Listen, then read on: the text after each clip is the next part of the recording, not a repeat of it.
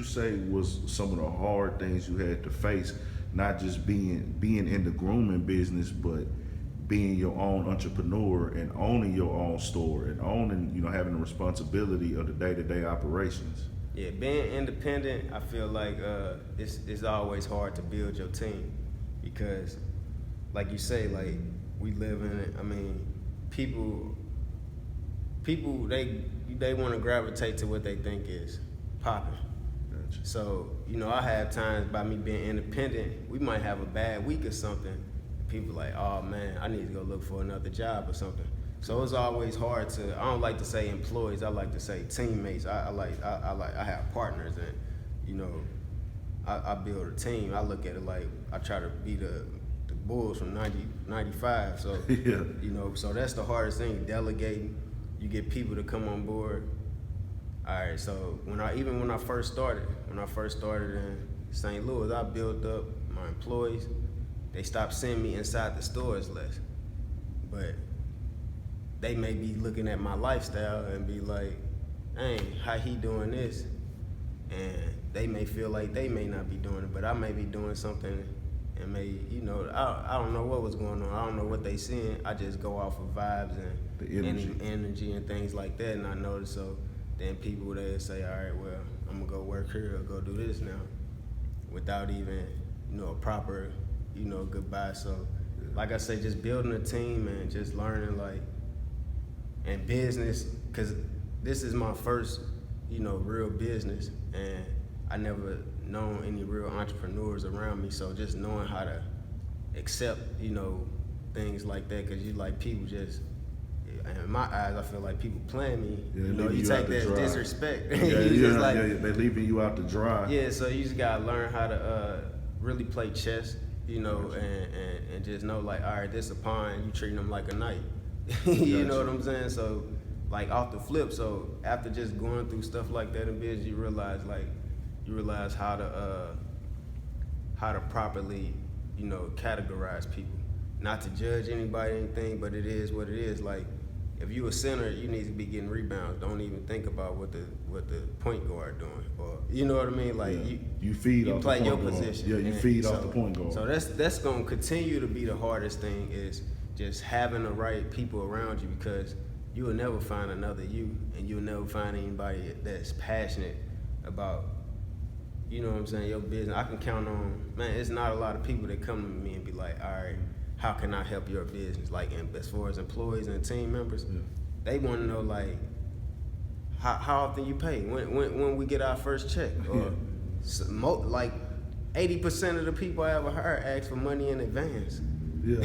You know what I'm saying? So that's deep. and that's another thing, that people think that they can come to you differently because you're not a big corporation. They feel like they can get certain things off. So just knowing that you can't be cool with people, you gotta have standards. You gotta be strict. You gotta lay stuff down in the very beginning. And when I first opened my first store, when I first signed off for it, I was 24. I'm looking at it people know what I know. I live in my own box. I'm thinking these people know this, but common sense isn't common anymore. So you gotta give people specific directions. Look, I need you to do this over here. Yeah. I need you, and you may have to do that on a weekly basis or on a daily basis. You gotta continue to remind people, because just people may not be as sharp as you want them to be, or people may not have the IQ level. It's not even the IQ level. It's really the passion or the character. Because a lot of people do have the knowledge and the physical ability to do what you want them to do, but they just may not care for doing it. It's just you may look at it all right, I got this. I got groomers that I want you to groom 5 to 10 dogs every day. Yeah. You look at it man, I want her to make $50,000 a year off grooming. She may look at it I'm good off grooming 3 or 4 dogs. Yeah. I live with my people. I don't have no bills. So you may think $1,000 a day is a lot of money. Yeah. She may think of it it's way too much money. She might think $300 a day is a lot of money. The ambition ain't there yet. Yeah, so you can't put later in life. Yeah. It's not even that.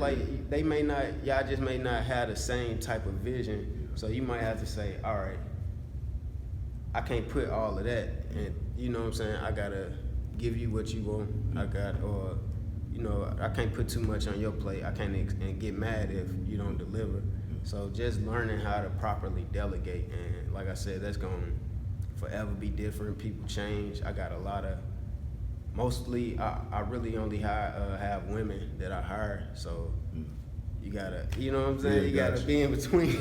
Gotcha. Yeah, I already know that can be tough. That can be very tough. Yeah. So, with that being said, what would you say was one of the biggest mistakes that you've made while, you know, getting your business off the ground, or whatever, like, you know, getting it started, or after it was already started and flourishing, and getting the community to like come in and spend money with you? What would you say, if it's one mistake you made, what would you say was one of your big mistakes? Man, I don't know. I mean, of course you do things that may not pay out like you want them to. Yeah. But I don't really classify them as mistakes, because you might do stuff that might pay out, end up paying out 2 years later. Like a lost leader. Like basically, like, hey, I did this now. I didn't get it right off the bat. Yeah, like I had Groupon ads that didn't pay out initially. They may pay out later. You know what I'm saying? Same thing with I done paid for Yup or paying for things like that. But I don't know. I guess like one of the biggest mistakes is just not having everything in order, as far as your rules and your regulations, as far as, you know, with your team, with your staff, and you just freestyling it. Yeah. You know, like, even though I had a business plan, like I never, when I first started, I didn't have a direct rule book for people to sign off for when I first started. So it's just like, I had an employee that hit me up like, hey, I'm going out of town tomorrow. I ain't gonna be here for a week. You know what I'm saying? Like, yeah. But in your head in the beginning, you thinking like, nobody gonna do that. They got common sense to know that. Like, how the story you gonna can't do that. But at the end of the day, these type of things happen. People, what's going on in your head may not register to them. They may not think there's anything wrong with that. Yeah. So I can't spend too much energy being mad at it. I gotta fill her spot in. You know what I'm saying? I still gotta, you know, make money. So it's just, I say just being straightforward with my employees and staff, and laying the rules down in the beginning. Gotcha. We've seen a lot of that go on all across the world, like where, you know, people at record labels do it, people who own corner stores have to go through that, or people who own car washes or anything, just anything. Club promoters, where you have somebody on the team who, you know, you didn't lay things out to them. Because in the beginning, you might be so happy that I'm happy I even got a groomer. You know what I'm saying? I got a groomer to come to North St. Louis. Yeah. You know, that seemed impossible at first. So, you know, that made me so happy that at the time I didn't know I should have done it anyway, because like I said, I didn't know it wasn't any business owners and things like that. It's like you get to a point in life where everybody you looked up to start looking up to you. Yeah. Everybody you used to ask to break you off, they start asking you to break them off. So, you know, just things start going in reverse for me, and just start, you know, you gotta wake up the dead, go read some books from people who wrote books, you know, years ago. Go read, you know, you might not, coming from wherever you come from, I'm quite sure it's hard to get, you know, when you're just making a breakthrough, it's hard to get people to follow you. Gotcha. Like you said, rappers, if you say you're gonna be a rapper, people probably say, even back then they probably said, man, rap, that ain't going, that it hasn't been out long enough. But now they saying, well, everybody rap. So it's always gonna, people always gonna say something, because we coming from urban areas, is poor, is less opportunity, so people don't have faith in themselves. So they brush it off on you. And you know what's crazy?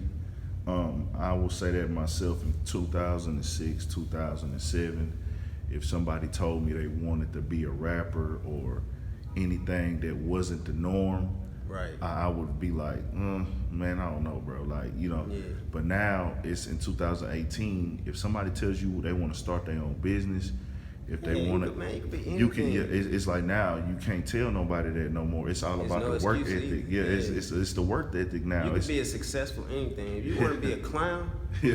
you could be a rich clown. Like, For real. it's a rich clown and it's a broke clown. It's a rich rapper and it's a broke rapper. It's a True. rich NBA player and it's a broke NBA player. So, True.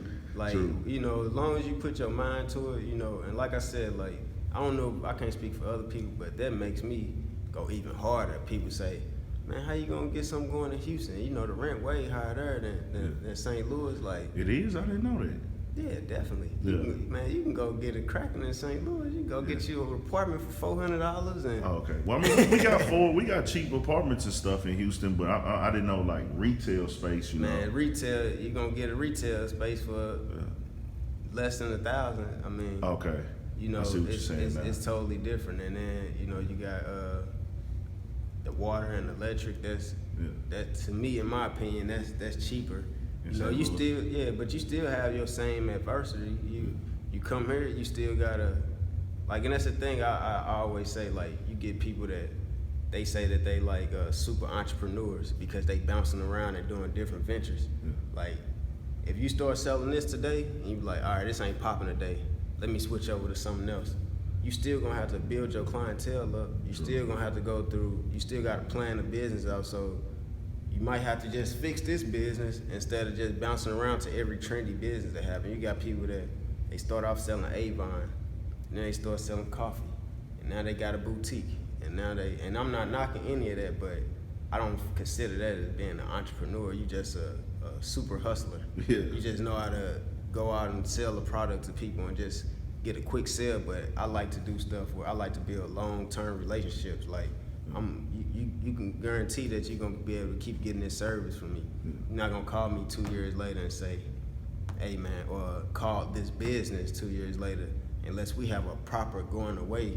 You know what I'm saying? We going out like Jay-Z in the Black Album. We not just, oh man, they ain't even open no more. Yeah, I got you. You know what I'm saying? So it's just like that's how I look at it. Like, it's not about money for today and money for tomorrow. It's about, try to think about 100 years from now, like my legacy on how my great grandkids gonna be able to eat, or you know, even with like we was talking about with the books, like that's so my great grandkids can know who they, you know, ancestors are. You know, I don't know nothing about my great grandparents, and I'm quite sure a lot of people in urban areas don't. No. So you know, that is just a way that we can, you know, control our legacy, build businesses that you can pass to your children, and they can pass to their children, and some type of generational wealth. And I don't think the things I'm doing, I don't think that I may be able to see them manifest in my lifetime. But you know what I'm saying? I have faith that, you know, it's gonna, if I make the right moves now, then it's gonna pay off.